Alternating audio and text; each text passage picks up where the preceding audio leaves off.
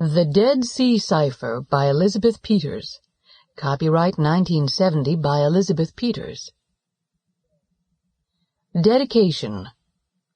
To the members of the old gang, Lucy and Bev, Marge and Louise. Chapter 1. Had I but known, Dinah said under her breath.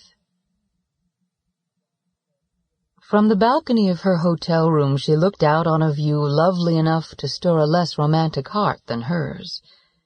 The Mediterranean was as calm as a country pond, separated from her hotel only by the palm-fringed boulevard of the Avenue de Paris.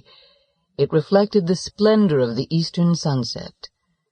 The scarlet and gold and copper of the sky were softened in the reflection, which shimmered dreamily as the slow breakers slid into shore.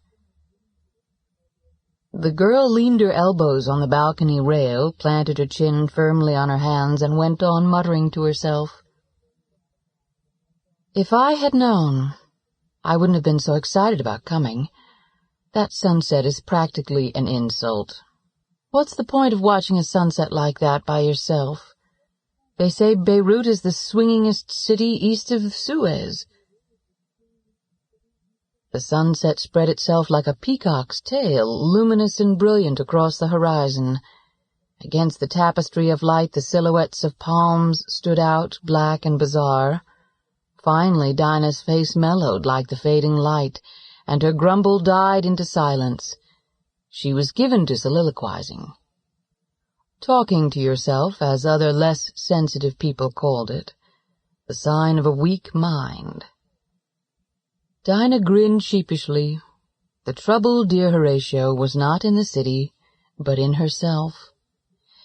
Beirut was a marvelous place, romantic, picturesque, colorful. Presumably, it also swang, or swung, whatever the past tense of that verb might be.